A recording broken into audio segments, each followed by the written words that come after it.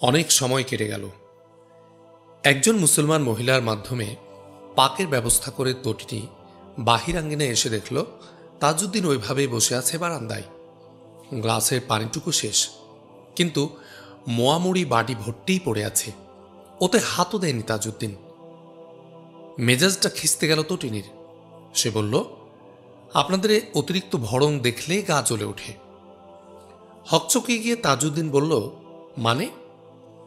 আপনিই তো বললেন শুকনো খেতে আপত্তি নেই। হ্যাঁ, তা নেই তো। তাহলে খাননি কেন ওগুলো? বাটির দিকে ইঙ্গিত করল তটিনী। তাজউদ্দিন ইতস্তত করে বলল, ওগুলো কি কালাচাঁদ আমাকে খেতে দিয়ে গেল? তো কাকে দিয়ে গেল? সপ্তম আসমান থেকে জমিনের উপর আছড়ে পড়ল তটিনী। লোকটা বলে কি? তাজউদ্দিনও ফাঁপড়ে পড়ে গেল। বলল, না মানে কালাচাঁদ আমাকে নিষেধ করেছে খেতে, এছাড়া এ যাবৎ কিছু খাওয়ার জন্য দেয়নি। নিষেধ করেছে? বলল, খেতে আরম্ভ করবেন না যেন, আপনার জন্য পানি আনছি। বেয়াকুফ সে অনেক দেখেছে জীবনে, কিন্তু এটি একদম অনন্য।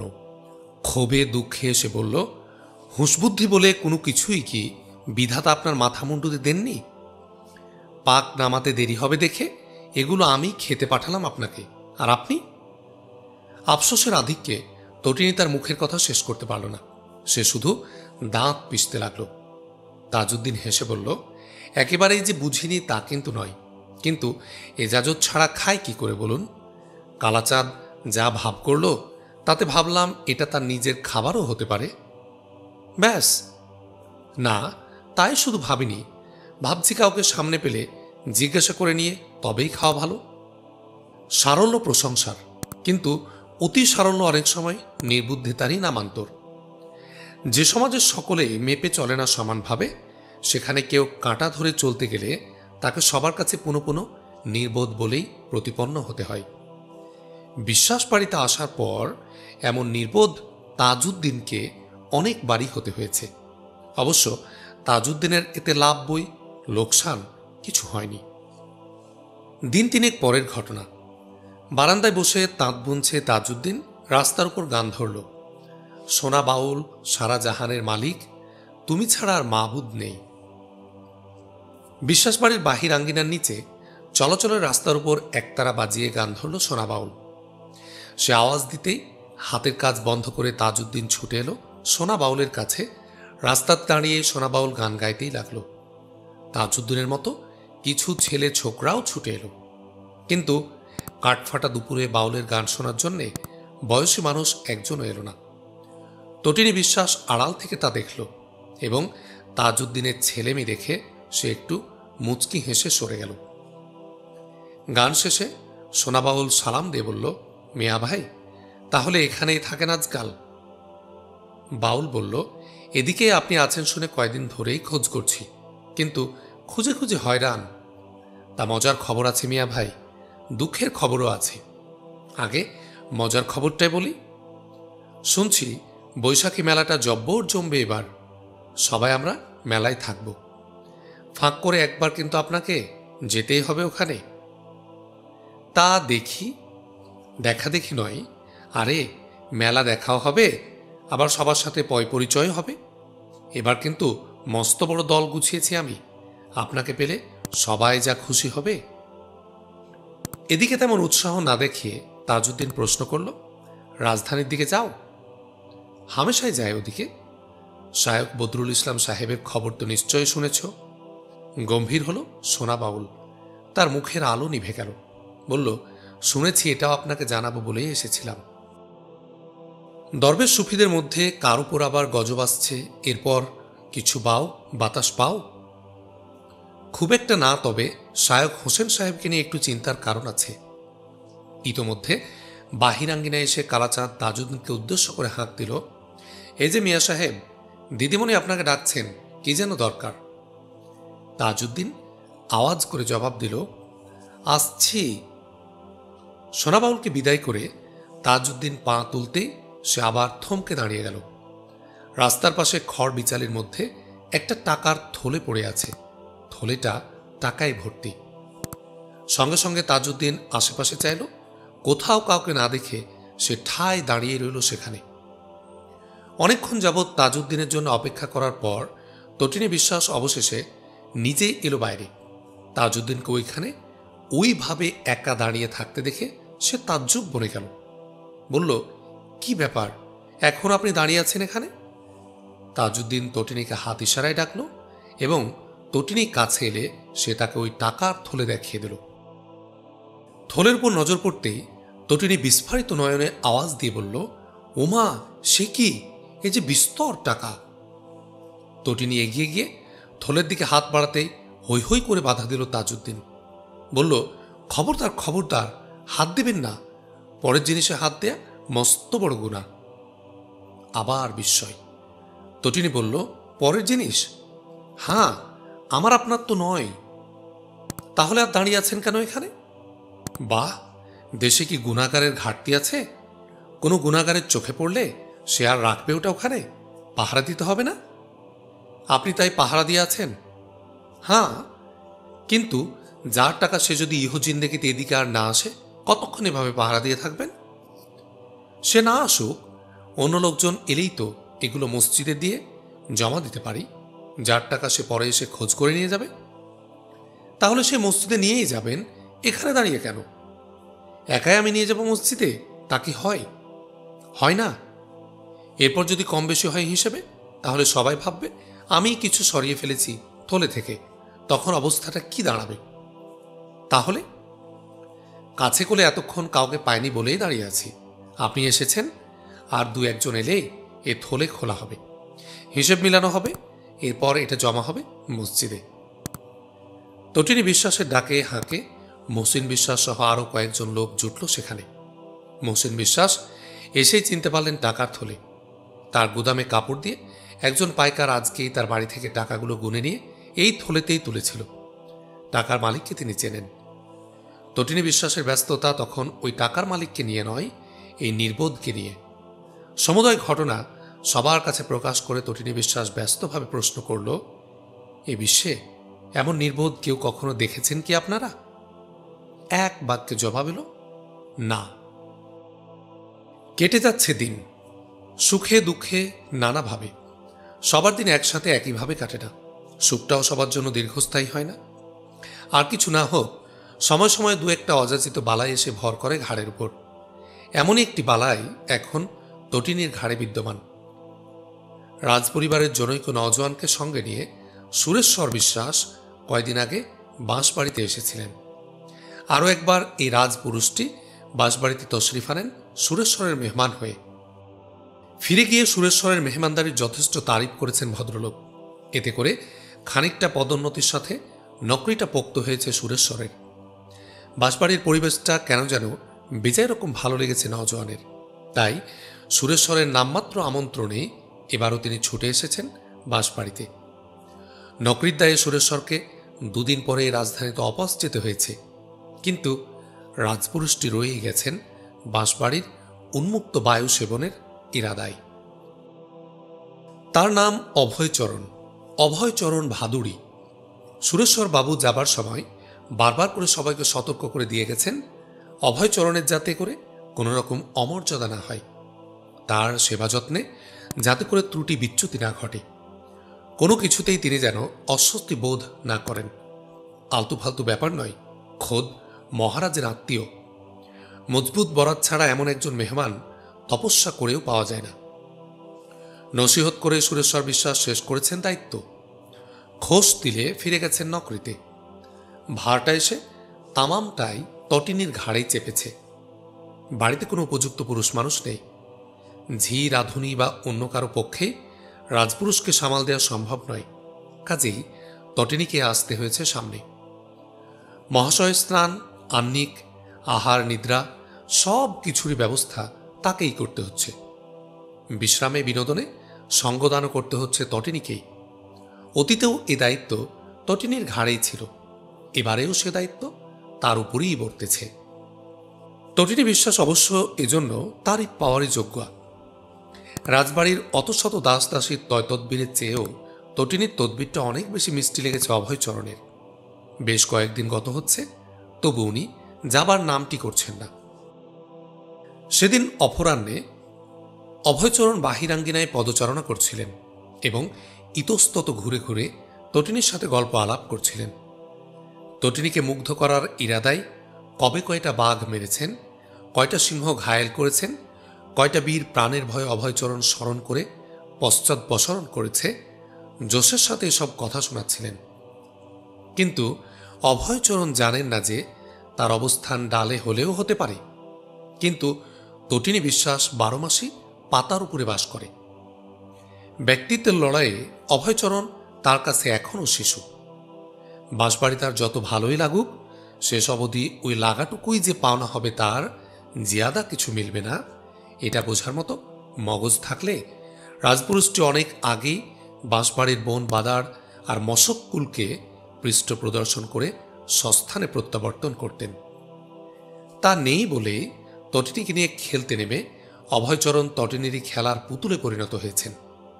তটিনীর সদাপ্রসন্ন আচরণ আর সুচারু আতিথেয়তা অবলোকনে অভয়চরণ এই অভয়ই পেয়েছেন যে স্বভাবে একটু শক্ত হলেও তার মতো একজন রাজপুরুষকে অবশ্যই ভালো লেগেছে তটিনীর, আর তাই তার সেবা যত্নে এমন নিষ্ঠার সাথে শ্রম দিচ্ছে সে। আর একটু তাক লাগাতে পারলেই, তার সেই সাথে কিছু লোভ টোপ ছেটালেই অভয়চরণের চরণতলে লতার মতো লুটিয়ে পড়বে শ্রীমতী। এই লক্ষ্য সামনে নিয়ে অভয়চরণ তার বীত্য আর বীরত্বের অলৌকিক দাস্তান প্রতিদিন একটানা বয়ান করেই চলেছেন। কিছুক্ষণ পদচারণার পর অভয়চরণের চরণ দুটি বিকল হয়ে পড়ল। এদিক ওদিক চেয়ে কাউকে কোথাও না দেখে তিনি তাজউদ্দিনকে হুকুম করে বসলেন। বললেন, এই মিয়া, দুটো কুর্সি আনো তো এখানে।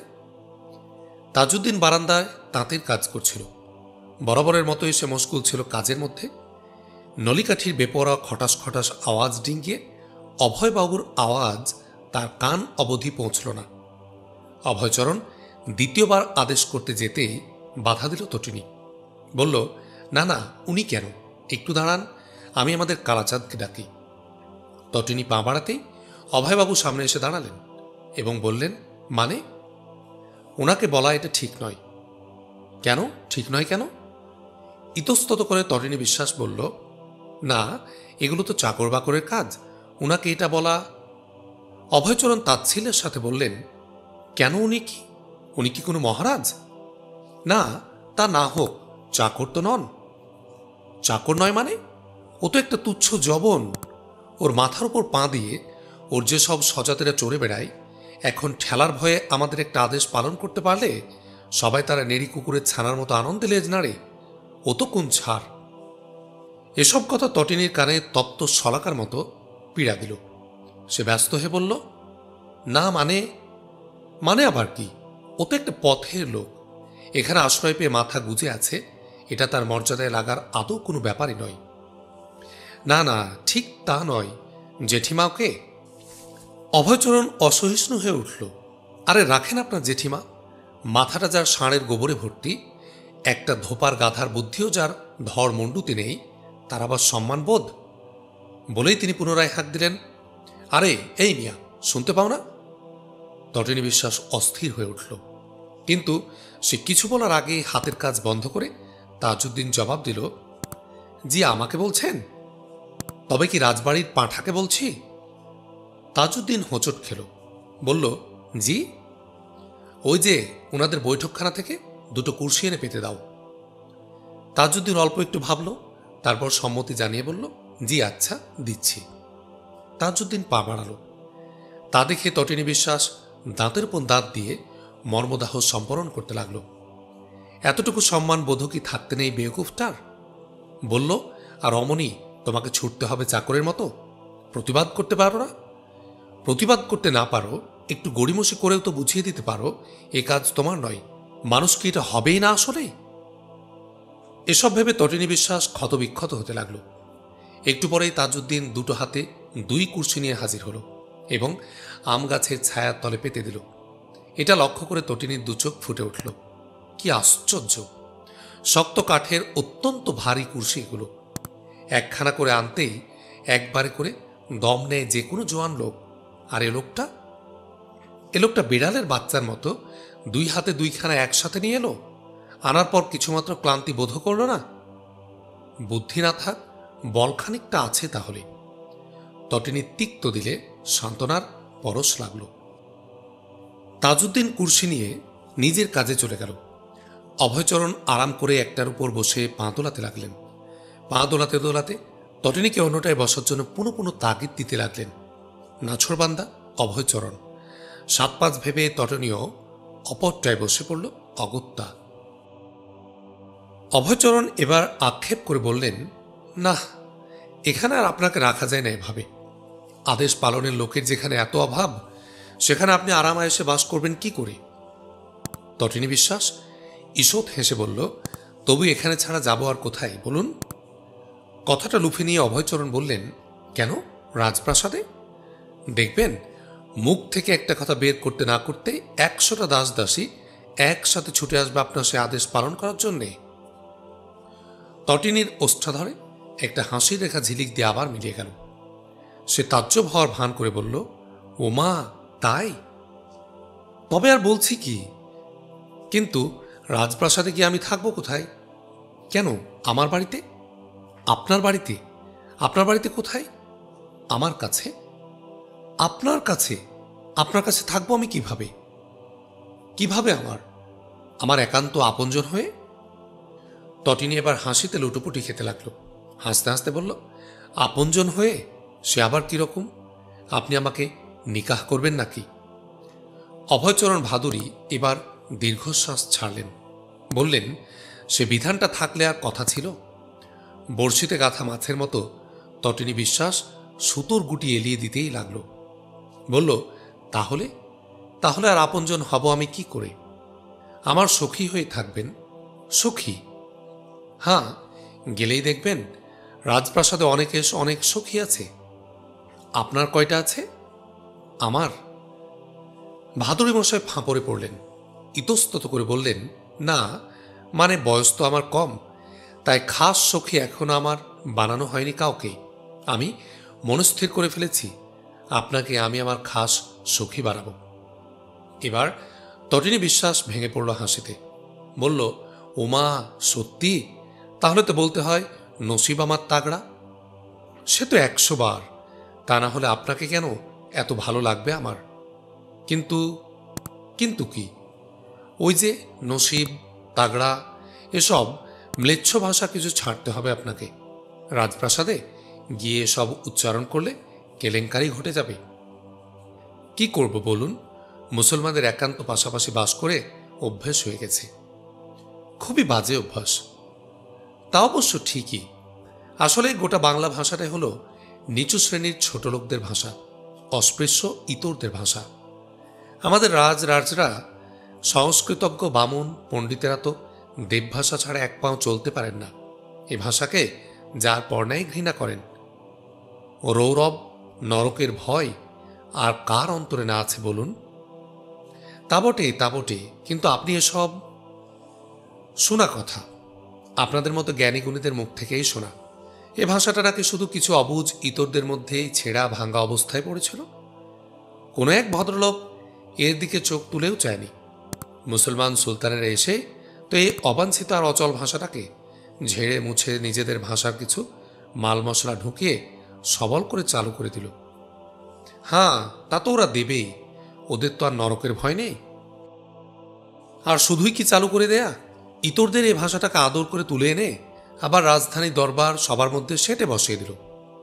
ওদের আমলে উঁচু নিচু নির্বিশেষে আপনারাও তো শুনেছি ওসব ম্লেচ্ছ শব্দ হামেশা আউড়িয়েছেন, নাকি বলেন? হ্যাঁ, তা আউড়িয়েছি বটে, কিন্তু এখন আর সেদিন নেই। ভাষাটা এখন একবার চালু হয়ে গেছে, দেবভাষা চলে না, তখন এটাকে পুরোপুরি বাদ দেওয়া যাবে না। কিন্তু ওই ম্লেচ্ছ শব্দগুলো অবশ্যই ছাড়তে হবে আপনাকে। তার বলতে, রাজপ্রাসাদে যাওয়াটা যদি লেখাই থাকে আমার অদৃষ্টে, তাহলে শুধু শব্দ কেন, জানটা ছেড়ে দিতে কি আপত্তি করব ভেবেছেন? অভয়চরণ খুশিতে নেচে উঠলে বললেন, আপনি তাহলে রাজি আছেন? এই যে আপনিও কিন্তু ওই ম্লেচ্ছ শব্দ আওড়ালেন। হ্যাঁ, তাই নাকি? আসলে এই ভাষাটাকে না পাল্টালে ওদের সংস্রব থেকে পুরোপুরি রেহাই পাওয়া যাবে না। তটিনী যতই তত্ত্ব কথায় যেতে লাগলো, অভয় তত অধীর হয়ে উঠতে লাগলেন। ভাষাতত্ত্ব বাদ দিয়ে অভয়চরণ আসল দিকে ঝুঁকে পড়ে বললেন, যাক গে ওসব, আপনি তাহলে রাজপ্রাসাদে যেতে সত্যি সত্যি সম্মত আছেন? অবশ্যই। রাজ ইচ্ছা পূরণে আপত্তি থাকলে চলে? তাহলে চলুন, শিগগির আপনাকে আমি নিয়ে যাই রাজপ্রাসাদে। যেতে তো ইচ্ছে হয় শিগগিরই, কিন্তু ইচ্ছে হলেই কি সবকিছু হুড়মুড় করে করা যায়? অনেক বাধা বিপত্তি আছে না, আমাদের সমাজ বলে কথা। ও সব বাধা বিপত্তি কায়দা করে কাটিয়ে উঠতে হবে তো, আর সেজন্যে বেশ খানিকটা সময়ের প্রয়োজন। তটিনী পটে গেছে এই আনন্দিতেই অভয় তখন বুধ, তাই তিনি সঙ্গে সঙ্গে বললেন, আপনার সম্মতিটাই আমার কাছে যথেষ্ট। সময় যা লাগে তা নিন, ও নিয়ে আমি পীড়াপিড়ি করব না। তটিনীও বর্তে যাওয়ার ভান করে বলল, তাই? এজন্যই তো আপনাকে এত ভালো লাগে আমার, কোনো কিছুতে আপনার বাড়াবাড়ি নেই। খুশিতে গদগদ হয়ে ভাদুড়ি মশাই জোশের সাথে বললেন, বাড়াবাড়ি আদৌ আমি পছন্দ করি না। এই দেখুন না, এতদিন এখানে রয়েছে আপনার সাথে, আপনার তরফ থেকে কোনো ডাক আসেনি বলে আমিও বাড়াবাড়িতে যাইনি। আপনি আদর করে আহ্বান না করলে অমনটি আমার মধ্যে পাবেনই না কোনোদিন। নিজেকে একজন মহান চরিত্রের লোক বলে তুলে ধরে তটিনীকে আরও অধিক আকৃষ্ট করতে পারলেন ভেবে অভয়চরণ খুশিতে দোল খেতে লাগলেন। নিজের নিরাপত্তাটা মজবুত করার ইরাদায় তটিনীও এই দিকের উপর আরও একটু দক চড়িয়ে দিলেন। সে প্রচণ্ড খুশির ভাব প্রদর্শন করে উচ্ছ্বাসের সাথে বলল, ওহো, সত্যি আপনার মতো এত ভালো লোকই আর হয় না, আর এই জন্যে আহ্বানও আপনার একান্তই হোক, আর সেটা আপনি সঠিক সময়েই পাবেন। তটিনীর এ কথায় অভয়চরণের দোল খাওয়ার মাত্রাটা আরও অধিক বেড়ে গেল। বেশ কিছুক্ষণ এইভাবে দোল খেতে খেতে হঠাৎ তিনি খেয়াল করলেন কুর্সিটা তার সরিয়ে নেওয়া দরকার। সূর্যটা ইতোমধ্যে নিচে নেমে আসায় রোদটা সরাসরি তার চোখে মুখে লাগছে। তিনি তৎক্ষণাৎ উঠে দাঁড়িয়ে ফের তাজউদ্দিনকে তলব দিয়ে বললেন, আরে এই এসো তো, এদিকে একটু জলদি। কি জানি কি ব্যাপার বোধ করে হাতের কাজ বন্ধ করে তাজউদ্দিন ফের ঝটপট অভয়চরণের পাশে এসে দাঁড়াল। কুর্সিখানা দেখিয়ে দিয়ে অভয়চরণ বললেন, এটা সরিয়ে ওই ছায়ায় নিয়ে পেতে দাও তো, রোদ লাগছে। ভারিককে চালে হুকুম করলেন অভয়চরণ। তাজউদ্দিন তার মুখের দিকে চেয়ে মুচকি হেসে বলল, ও এই ব্যাপার? অভয়চরণ শক্ত কণ্ঠে বলল, হ্যাঁ এই ব্যাপার, দাও শিগগির। তাজউদ্দিন এক বিন্দু নড়ল না। ওই একইভাবে বলল, আমি ভাবলাম কি জানি কি মুসিবতে পড়েছেন আপনি। তোমার বক্তৃতা শুনতে চাই না, কাজ করো। হ্যাঁ, কাজই তো করছিলাম, আপনি শুধু ঝামেলা করলেন। তাজউদ্দিন তার তাঁতের দিকে পা বাড়াল। তা দেখে অভয়চরণ তাজ্জব হয়ে বলল, আরে যাও যে, সরিয়ে দিলে না কুর্সিটা? তাজউদ্দিন মজবুত কণ্ঠে বলল, না। মানে? আপনি তো পঙ্গু বা অচল নন, অতিবৃদ্ধ অচল হলে দিতাম, নুলো খোড়া পঙ্গু হলে দিতাম, শুধু দিতাম নয় একেবারে জায়গায় 10 বার হলেও দিতাম, কিন্তু আপনার গা গতর হাত পা তো মাশাল্লাহ মজবুতি আছে। অভয়চরণ লাফিয়ে উঠে বললেন, তার অর্থ? তাজউদ্দিন শান্ত কণ্ঠে বলল, খুব কঠিন নয়, মেহমান মানুষ আপনি, তাই মেহমানদারির খাতিরে ওই কুর্সি দুটো এনে দিয়েছি একবার। জোয়ান তাজা লোক হয়ে এরপরও কুর্সিটাকে একটু সরিয়ে নেওয়ার জন্যে কোন আক্কেলে আপনি মেজবানকে ডাকাডাকি করেন? এ আদব কোথায় শিখেছেন আপনি? অভয়চরণ হুঙ্কার দিয়ে বললেন, খবরদার, ছোট মুখে বড় কথা। হুকুম করেছে, হুকুম পালন করবে, তোমার কথা শুনতে কে চায়? তাজউদ্দিন এবার একটু দাঁত চিবিয়ে বলল, এ দুনিয়ায় কেউ কারো গোলাম নয় জনাব, প্রত্যেক ইনসানের ইজ্জত আছে সমান সমান, ওপরের ওই একজন ছাড়া মালিকও কেউ কারো নয়। হুঁশিয়ার! গর্জন করলে আমার গলাটা কিন্তু আপনার চেয়েও বেশি বেয়াড়া, হয়তো অতটা সইতে পারবেন না আপনি। ইস্পাত কঠিন নজরে তাজউদ্দিন অভয়ের দিকে চেয়ে রইল। অভয়চরণ থতমত খেয়ে বলল, মানে? মুসিবতে কাউকে সাহায্য করা সবের কাজ, কিন্তু অলসকে সাহায্য করা গুনাহ। বেয়াদব আর দাম্ভিকদের তো সাহায্য করার প্রশ্নই ওঠে না। তাজউদ্দিন তার তাঁতের দিকে রওনা হল। ক্রোধে অভয়চরণ নিজের হাতের আঙ্গুলিগুলি নিজে মুষড়ে ভাঙতে লাগল। তটিনীর অবস্থা বর্ণনার বাইরে। খুশির আধিক্যে ও বেপরোয়া বিস্ময়ে তটিনী বিশ্বাসের দুই চোখে তখন আনন্দের আঁসু নেমে এসেছে। ঠিক এই মুহূর্তে বাহির আঙ্গিনার নিচে ডহর থেকে আওয়াজ এলো, এই যে খেলার খেলা পায়রা খেলা, দেখনেওয়ালা দেখ এবেলা, খেলছে খেলা ভুলুর চেলা। ঘুরে দাঁড়ালো তাজউদ্দিন। বাজিকরকে দেখেই সে তার দিকে ছুটল, খোঁজ দিলে বলল, আরে এই যে আপনি, আসুন আসুন। ডহর থেকে বাজিকর হাসি মুখে বলল, আপনার জন্য নতুন বোল আছে। তাজউদ্দিন আগ্রহের সাথে বলল, তাহলে আর দাঁড়িয়ে আছেন কেন, আসুন আসুন, শুনিয়ে যান সেটা। বাজিকর বাড়ির উপরে উঠে এলো। উঠে এসে সে ডুগডুগি বাজিয়ে আগের কারো একই বোল সমানে হাঁটতে লাগল। বোল শুনে চারদিক থেকে ছোট বড় অনেকে এসে ঘিরে ধরল বাজিকরকে। শুরু হলো খেলা। ডুগডুগির তালে তালে বাজিকরের কবুতর উল্টে উল্টে খেলা দেখাতে লাগলো। সকলেই তন্ময় হয়ে দেখতে লাগলো এই খেলা। একপাশে দাঁড়িয়ে তটিনীও এই খেলা দেখে মুগ্ধ হয়ে লাগলো। সবার চোখে বিস্ময়, সবার মুখে হাসি আর অপরিসীম উল্লাস। শুধু অভয়চরণ অত্যন্ত নাখোশ দিলে মুখ ফিরিয়ে রইলেন। তাজউদ্দিনের ওই ব্যবহার আর এই বাড়িতে তাজউদ্দিনের এই স্বাধীন বিচরণ তার পক্ষে বরদাস্ত করা কঠিন হয়ে দাঁড়াল। মুখ ফিরিয়ে দাঁড়িয়ে তিনি ফুলতে লাগলেন গোস্বায়। বিপুল উল্লাস আর তারিফের মধ্য দিয়ে শেষ হলো খেলা। দর্শনী হিসাবে তাজউদ্দিন কিছু পয়সা এনে বাজিকরের হাতের মধ্যে গুজে দিল। সেই ফাঁকে বাজিকরের টুকরা ভাঁজ করা কাগজ তাজউদ্দিনের হাতে দিয়ে নিচু গলায় বলল, নতুন বোল। পয়সা নিয়ে বিদেয় হলো বাজিকর। উপস্থিত জনতাও বিদেয় হলো একে একে। চিরকুট নিয়ে তাজউদ্দিন তার ঘরের মধ্যে ঢুকল। রইলেন শুধু অভয়চরণ আর তটিনী। সকলে বিদেয় হলে তটিনীর দিকে ঘুরে দাঁড়ালেন অভয়বাবু। গম্ভীর কণ্ঠে বললেন, এর মানেটা কি হলো? তটিনী বুঝতে না পেরে বলল, কিসের মানে? ওই তুচ্ছ জবনটা এমন দুর্ব্যবহার করলো আমার সাথে, আর আপনি কিছুই বললেন না? আমি কি বলবো বলুন? ও আমার বাড়ির লোকও নয়, আমার স্বজাতীয় নয়। ওর উপর কি এখতিয়ার আছে আমার? এছাড়া আমি একজন মেয়ে ছেলে, আমি তো আর অপর একজন পুরুষের সাথে ঝগড়ায় নামতে পারি না। তা না হয় না পারলেন, কিন্তু এটা কি? আপনি এ বাড়ির আদি লোক। আপনার অনুমতির কোনো তোয়াক্কা না করে ওই পরগাছাটা এখানে এমন হাট লাগাবার সাহস পায় কোথেকে? ও তো একটা পাগল। স্বাভাবিক হুঁশবুদ্ধি থাকলে কি আর একটা কথা জিজ্ঞেস করেন আমাকে?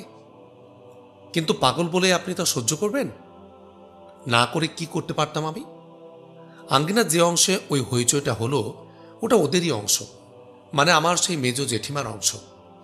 তাদের জায়গায় তারা যদি হইচই কিছু করেই, আর গায়ের লোক সবাই যদি পছন্দ করে সেখানে আমার আপত্তি করতে যাওয়াটা কি আদৌ শোভনীয় হতো?